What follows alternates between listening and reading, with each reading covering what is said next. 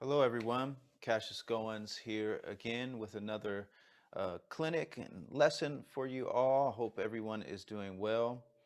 Today, I wanted to talk with you about jazz comping. This is something I get asked a lot about um, by drummers from all different walks of life, from beginners to more seasoned drummers, jazz drummers, non-jazz drummers. So I wanted to take some of the myths and the mystery out of comping. A lot of people ask, I don't understand what's going on. What's all this left hand stuff about? What are they doing? I don't get it. So hopefully today's lesson helps to take some of the mystery out of it. And I really want to talk about a great tool and resource that helped me tremendously once it was introduced to me. And now I'm going to share and introduce it to you all. So we'll jump right into it. Jazz comping. There's lots of different ways to go about um, thinking about this and go about practicing this. I'll preface this by saying I am not the end all be all when it comes to this. These are tools and resources that helped me, that have helped my students, that I think are beneficial. There's lots out there. Everyone kind of has their own thing. So, what I wanted to share with you today is a great resource that was given to me, passed on to me by my teacher in grad school, Mr. Jim Dreyer at the University of Iowa. This knowledge was passed on to him from his teacher, Mr. Alan Dawson, at Berklee School of Music in Boston. If you don't know who Alan Dawson is, please look him up. He's one of the greatest drummers and greatest educators there ever was. He's your favorite drummer's favorite drummer. So go look him up. This method that I'm going to give to you today really comes from him. He was the father of this. So just to jump right into it, um, this method of learning and adding jazz comping vocabulary comes from Alan Dawson and comes from the book Syncopation for the Modern Drummer. That's a book many of you may be familiar with, some of you may not be familiar with. It's a book by Ted Reed. And in this book, there are 8 pages, pages 38 to 45, that contain different syncopation exercises, right? Syncopated rhythms that are commonly found in jazz. So, what you do is you take these 8 pages and you apply them to the kit in different applications to help build your jazz comping vocabulary, but also your four-limb independence. Again, four-limb independence is an essential of mastering the drum set. So there's lots of different applications. We're just going to cover the first couple and one of my favorites, but there's many, many different applications. If you want more of these, you can just contact me directly. I'll be happy to share more of this information with you. So the very first way we take this book, and we're going to primarily be looking at page 38, the first couple lines. The way you apply it is you play jazz time. So let's define what jazz time is. Time, in this sense, consists of 3 essential elements. Our ride cymbal pattern, which is 1, 2, a 3, 4, a 1, spang-a-lang as people like to call it, or walk the dog, walk the dog, walk the dog. I'll play that for you a little bit.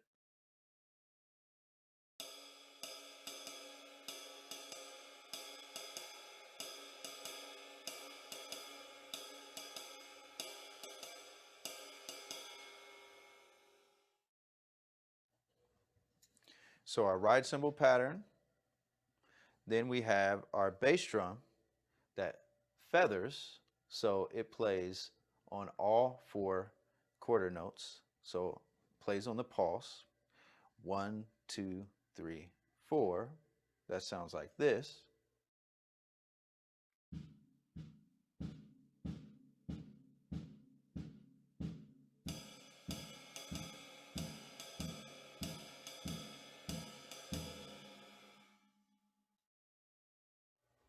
And the last element for our time is our hi-hat, which plays on beats 2 and 4. So when we put it all together, this is the foundation for all things swing on the kit. Here's how that sounds.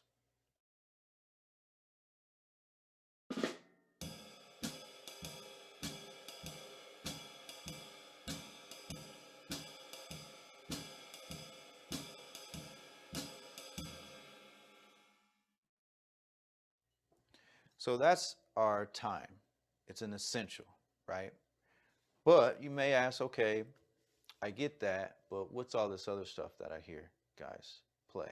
We're going to get into that. So I'm going to play a little bit for you, just to play some different comping ideas, and then we'll break down this book and how it correlates. Check it out.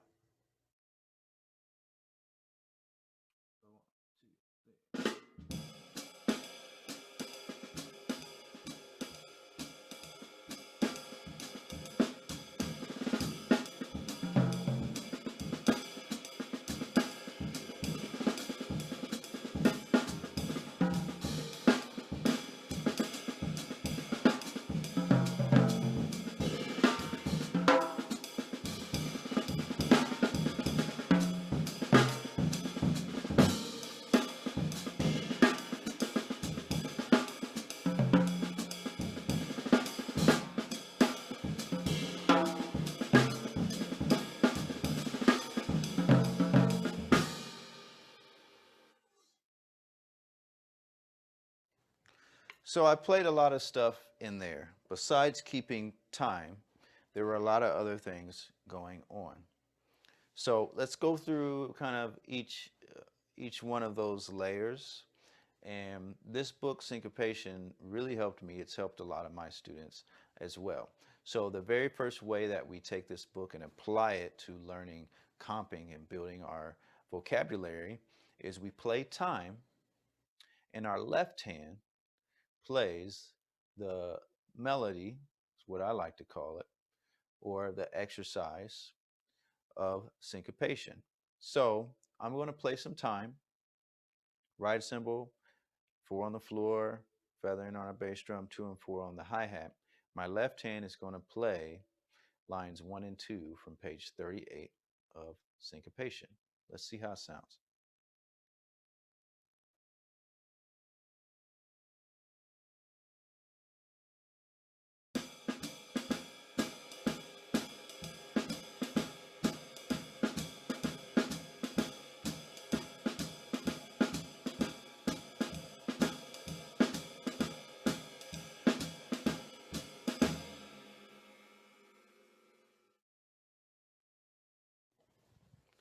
Pretty simple, right? But you can hear how that sounds like traditional jazz comping. It sounds like I know what I'm doing just by simply playing that exercise. And you would go through all 8 pages, 38 through 45, start slow, right? And each practice session, bump it up a little bit, maybe 5 BPM, until you're comfortable with it. But the key is to start very slow. Now, if it's difficult to play um, all 3 elements of time, simplify something. Maybe start with just quarter notes in your right hand, or maybe leave your bass drum out of it. You can kind of build it up to the full pattern if it becomes a little bit too difficult at first. Because this time element, the ride cymbal, the bass drum, and the hi-hat, it never changes for the most part. There's some ways we can break those rules. We'll talk about that some other time. But when you're learning this and you're trying to add to your vocabulary, it's important that your ride cymbal never changes. It stays the same. It's always going to play that spang-a-lang pattern. So that's the very first way that we take this book, Syncopation, and we apply it in a methodical way to help build our jazz comping vocabulary. So left hand plays the line, or the melody as I like to call it, pages 38 through 45. The second way that I want to look at today is we then take the melody and we move it to the bass drum. So instead of our snare drum playing the exercise, our bass drum is going to play it while we're swinging over here, while 2 and 4 is going on the hi-hat. Now you may say, that's only three things. What are we doing with our left hand now? Left hand is going to play cross stick on 2 and 4. So here's how that sounds. This is bass drum playing the melody now.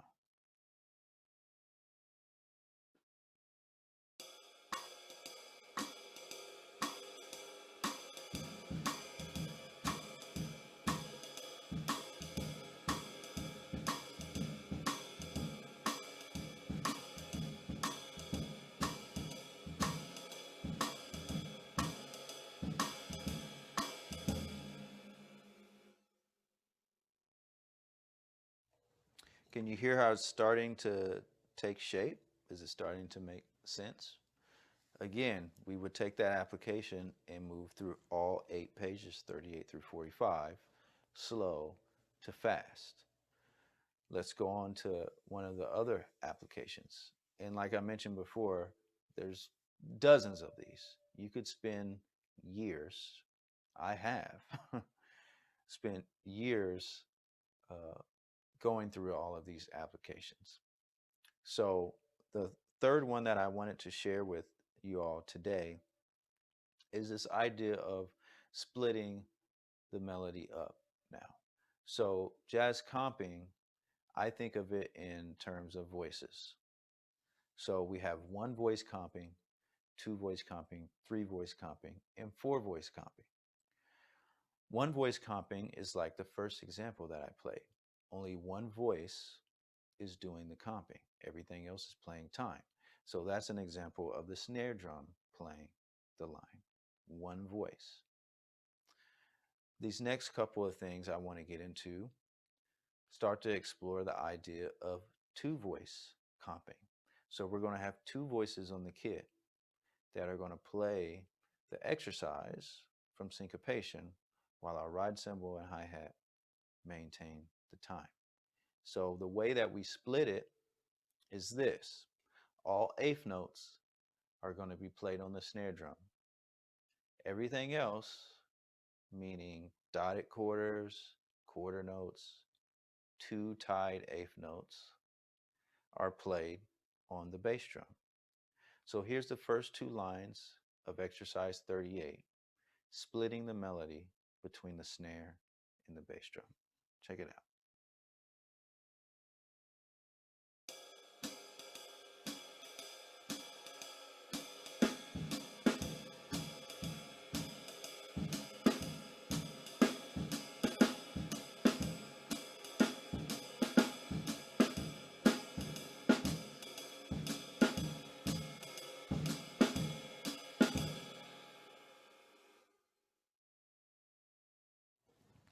Makes sense? Splitting that melody up now between snare and bass drum.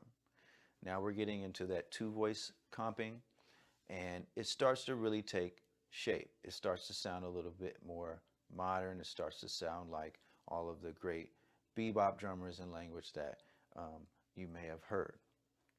So we can continue on with this two voice idea, and we can continue moving it around the kit. So another one that I like to do, another application, is to play all eighth notes on the hi-hat. So it's essentially the same thing we just did, splitting the snare and bass drum, but now our hi-hat replaces the snare drum. So all eighth notes are played on the hi-hat now. Everything else, quarter notes, dotted quarters, two eighth notes tied together, are played on the bass drum.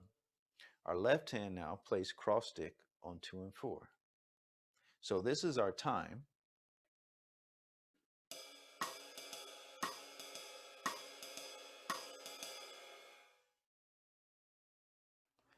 And our melody is moving between hi-hat and bass drum now. So I'll play an example for you. Here's page 38 again, the first two lines, hi-hat on eighth notes, bass drum on everything else. Check it out.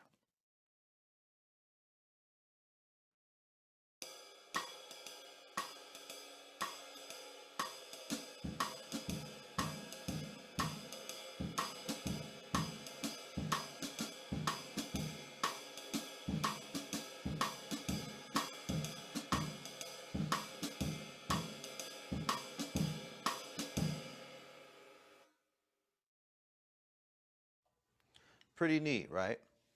This is a really good exercise to get our left foot um, in the mix a little bit more and getting used to our left foot leading instead of being dormant most of the time, right? Or just simply playing on the 2 and the 4.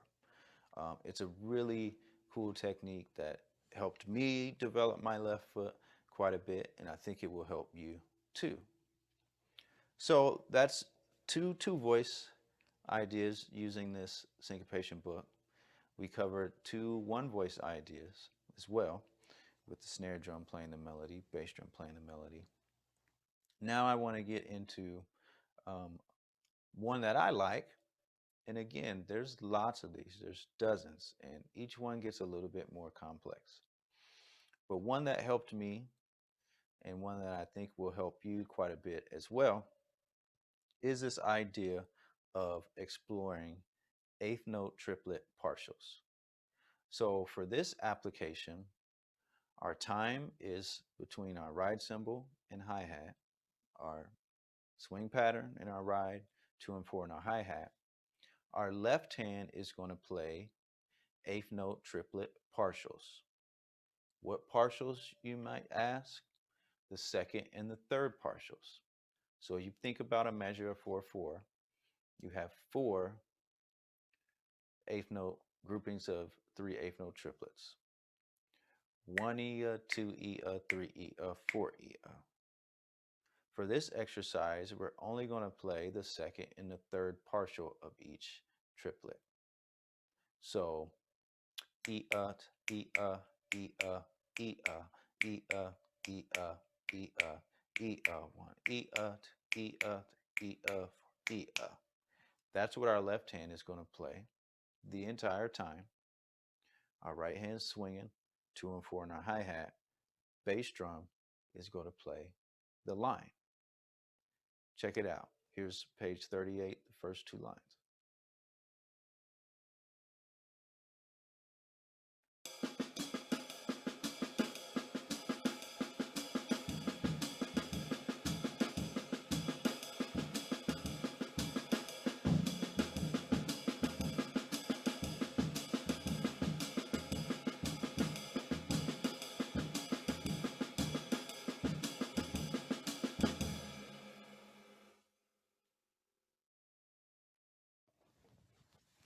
Sounds pretty good, right?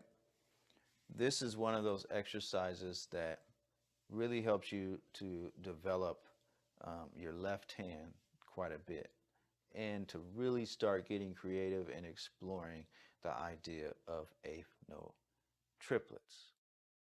So now you may ask, that's great, going through these exercises and playing that. How is that practical? How can we put that into an actual playing scenario? So I'll play a little bit for you, and I'm going to incorporate all 4 of the applications we've covered.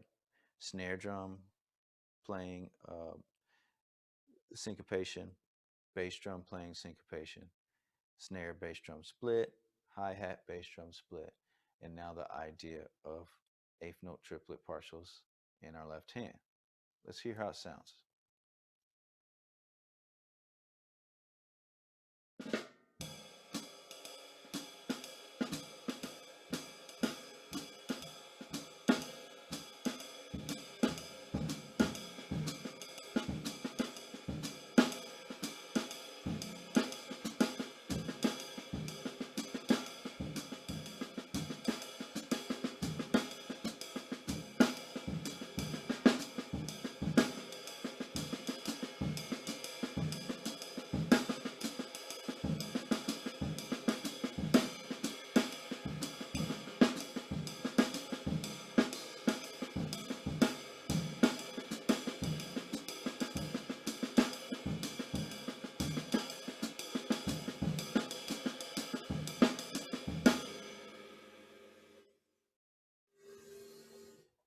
starting to make sense? I hope so. Like I said, this is just one tool, one resource that you can use to start developing your jazz comping vocabulary, your four limb independence. And there's lots of these applications. Each one's a little bit more complicated. So this is a really good tool to use to develop your comping. Um, you can also use the idea of tunes, of standards. So you may say, well, I don't have the syncopation book. What else can I do? Everybody has access to music now. So you can think about um, what we think of as jazz standards, the Great American Songbook. Pick any standard you want, and you can use the melody to shape your jazz comping as well. So we'll look at real quick just one simple tune. It's a 12-bar blues titled C Jam Blues. It's very simple. The whole tune is only two notes.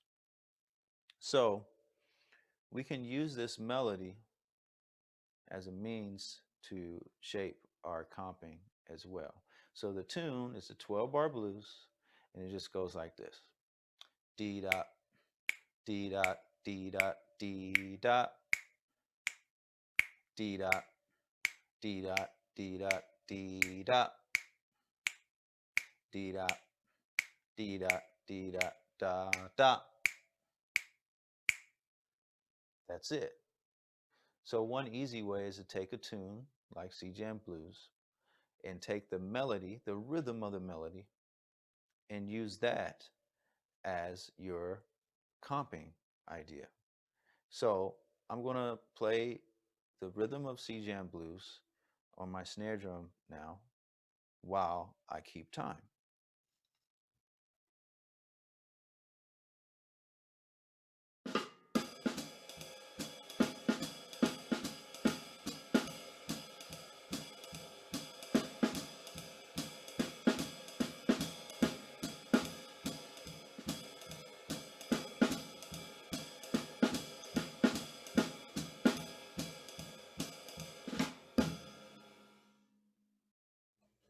Could you hear that melody?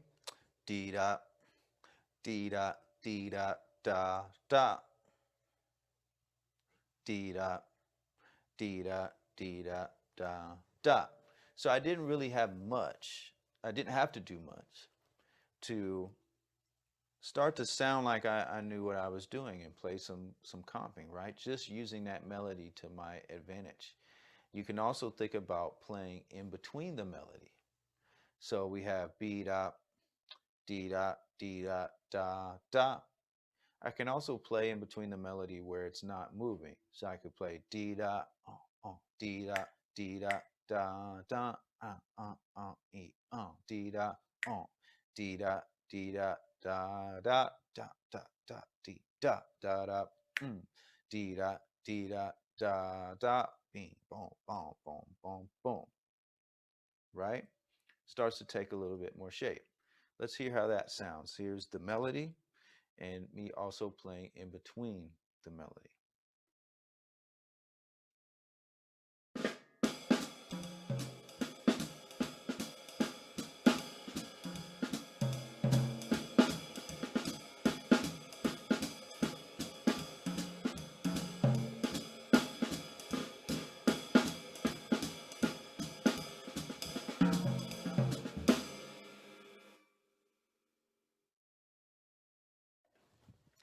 Makes sense?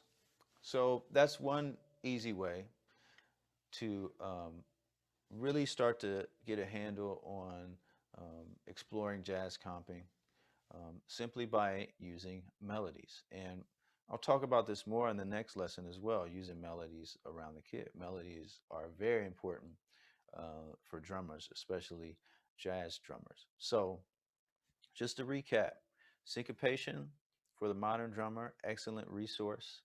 Using those exercises for one voice and two voice comping. There's also three and four voice, which I'll get into maybe in another lesson. So we played the melody on the snare, on the bass drum. We split that up between our snare and bass drum. We split it up between our hi-hat. and bass drum. And finally, we played eighth note triplet partials on the snare while our bass drum played the melody. So have fun with it, practice, use those tunes for melodies as a way to shape your comping as well. Everybody stay safe. I'll catch you on the next one.